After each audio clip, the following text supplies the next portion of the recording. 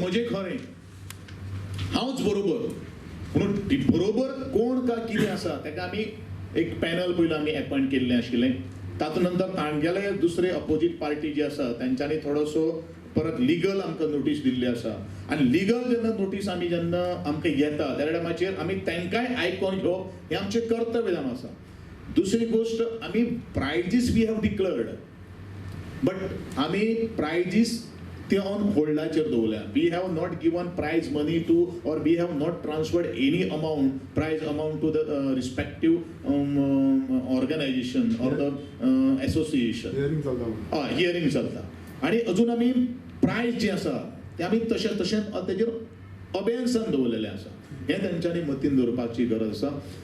खास करून ते आमकां पर्सनली मेळिल्ले सुद्दां आमी तांकां तेंच सांगिल्लें आसा. पूण म्हाका खबर ना हें कित्याक लागून हें करतात ते, कित्याक लागून ते. पूण हांव तुमकां एकूच सगळ्या गोंयकारांक सांगपाक सोदतां, जो पर्यंत ह्या कला अकादमीचो अध्यक्ष आसा तो पर्यंत कोणा कडेन फिक्सिंग जावपाना. कारण हांव स्वता एक कलाकार जावन आसा.